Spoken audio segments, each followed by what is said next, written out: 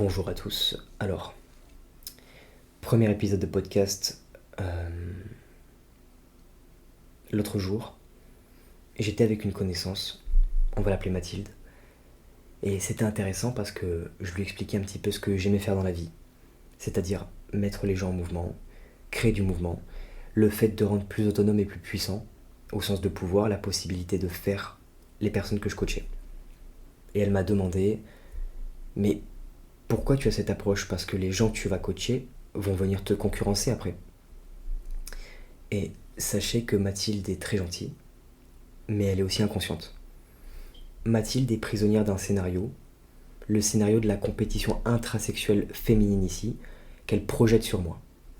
Sauf que moi, je ne suis pas en compétition avec les hommes que je coach, au contraire, mon objectif c'est de les élever un maximum pour pouvoir m'entourer de personnes fiables et conscientes sur qui je peux compter. Voilà. Pour parler davantage de cette compétition intrasexuelle, alors c'est un mécanisme qui est bien documenté. Je regardais une vidéo de Marie Daru, une jeune vidéaste que je mettrai en dessous de ce podcast, sur le thème du temps de réponse aux messages. Elle dit dans cette vidéo à la fois implicitement qu'elle veut un homme qui ne répond pas directement aux messages, et qu'avant on s'envoyait des lettres sur plusieurs semaines, et donc que c'était pas nécessaire de s'écrire tout le temps.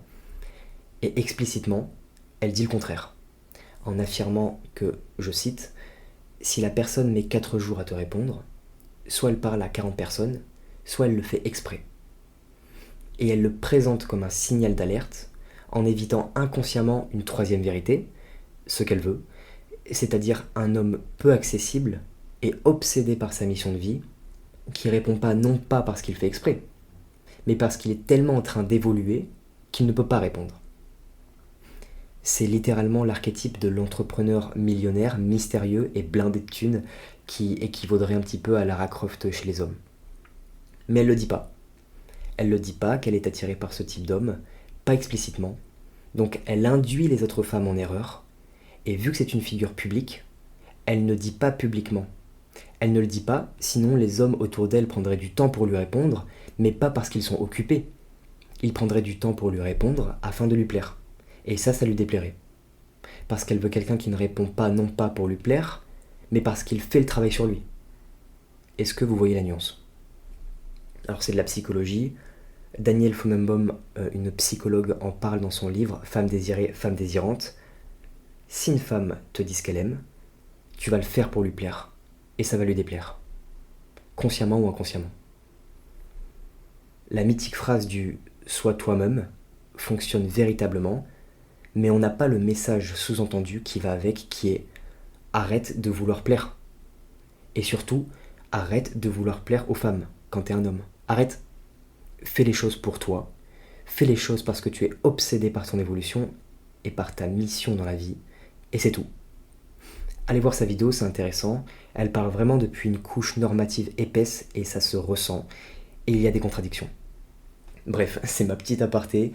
Sur l'ego maintenant, qui est censé être le thème de l'épisode. Pourquoi déconstruire son ego? Si tu veux évoluer, détruis ton ego. Pourquoi? En France et en Occident, alors c'est Idriss Aberkan qui en parlait dans une conférence sur la pensée, il me semble.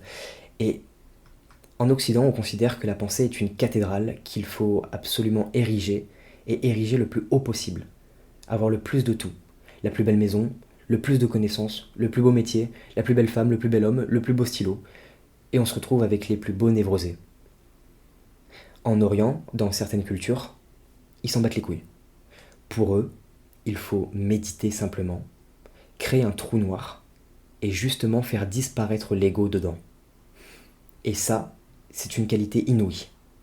C'est une qualité inouïe parce que la mort de son ego est l'ouverture d'un espace de présence pour soi et puis pour l'autre.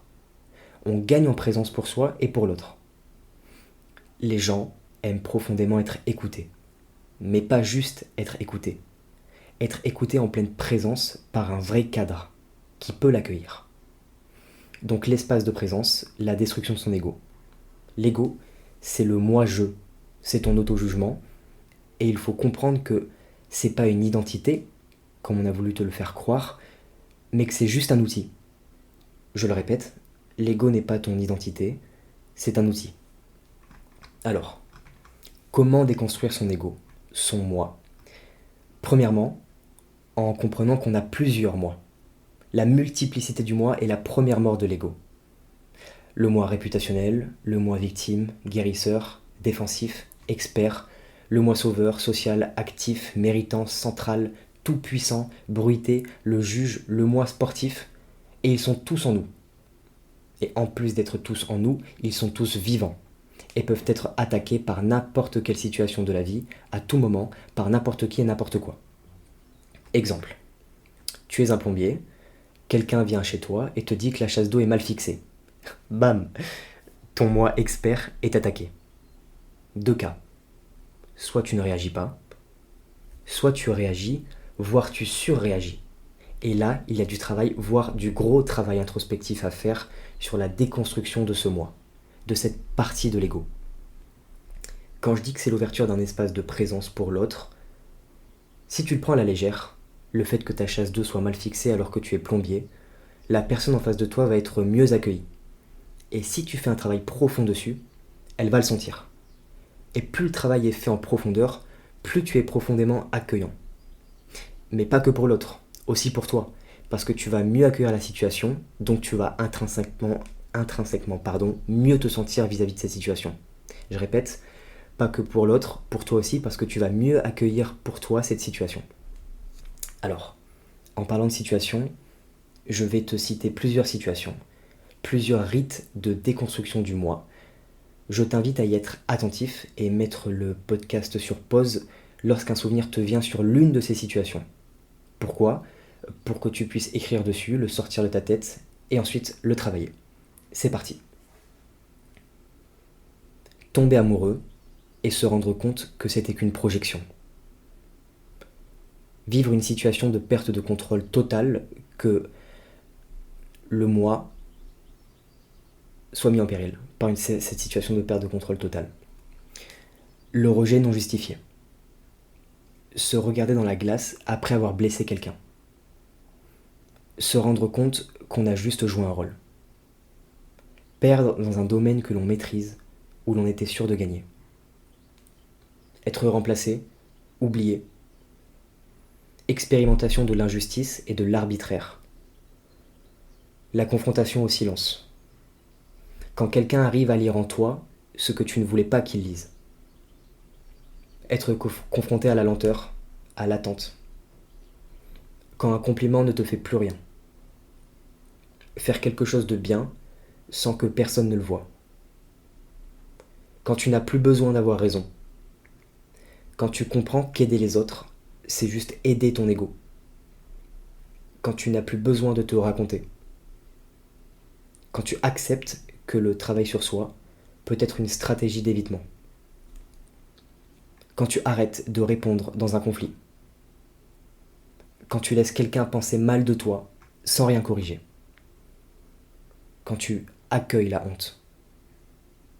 Quand tu comprends que tes peurs, c'est égal à ton confort. Voilà, 21 situations, 21 destructions du moi possibles.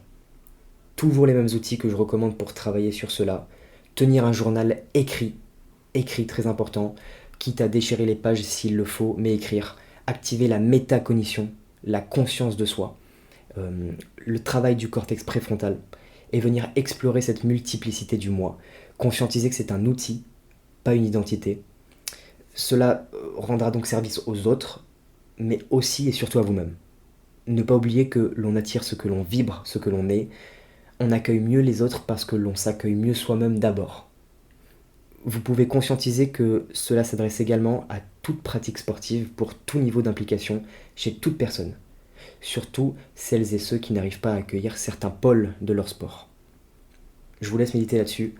Merci pour l'écoute, prenez soin de vous et à bientôt.